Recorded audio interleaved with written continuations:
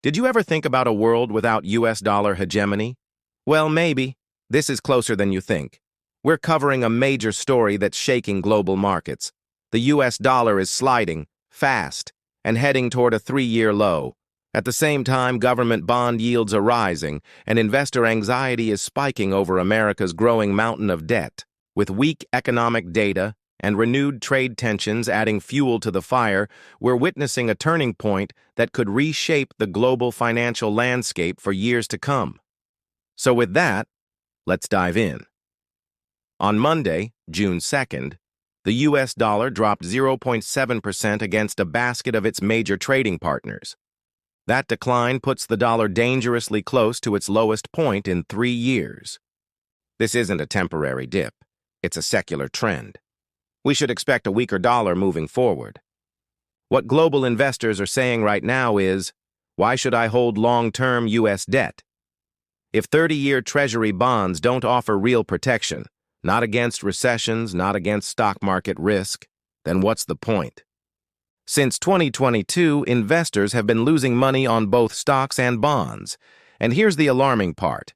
That's the kind of thing that typically happens in emerging markets, not in the United States.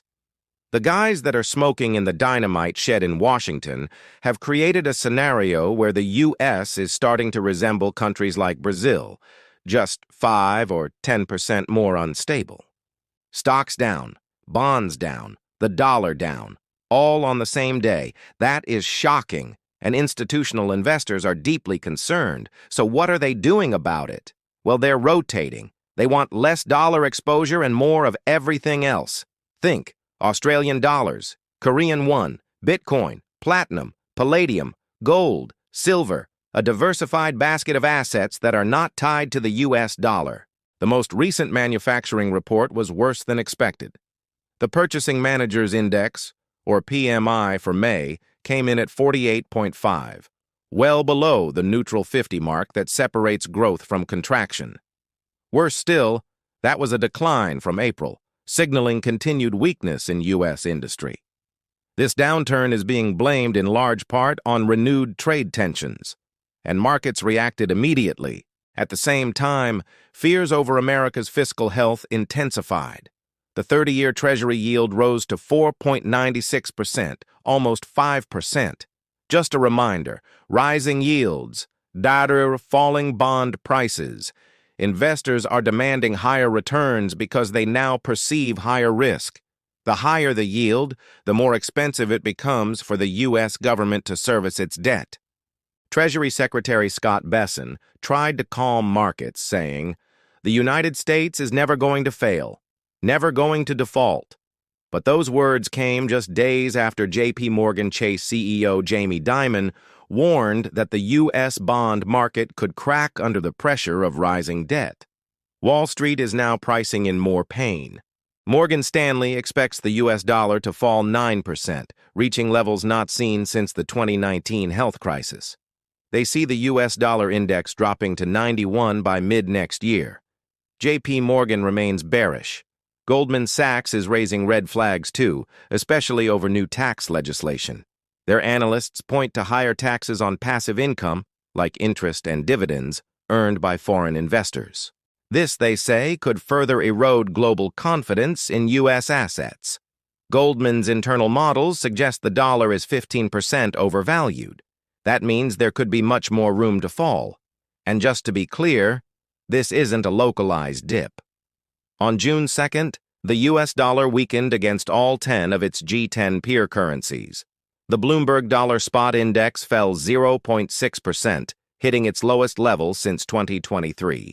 Matthew Hornback, Morgan Stanley's global macro strategist, said on Bloomberg TV, "International investors are taking a second look at their exposure to the United States, especially in terms of currency risk."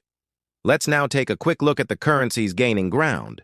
The euro rose to a 5-week high at 114, and Morgan Stanley forecasts it could rise to 125 next year.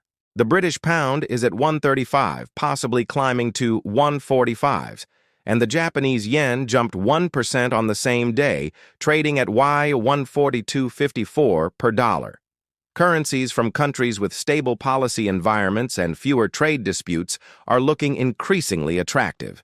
So what does this all mean for interest rates and bond yields? Morgan Stanley now sees the 10-year Treasury yield ending the year at 4% and possibly falling in 2026 if the Fed begins to cut rates. Barclays notes that more weakness in the bond market, rising trade tensions, and softer economic data could all create a perfect storm for further dollar declines. Eyes are now on the U.S. labor market. The May employment report, due out later this week, will be a crucial signal for where the Federal Reserve heads next.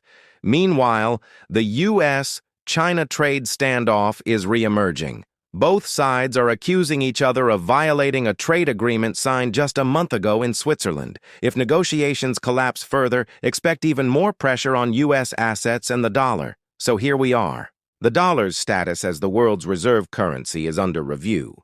Not just because of short-term economic weakness, but because of long-term concerns about debt, policy credibility, and global diversification.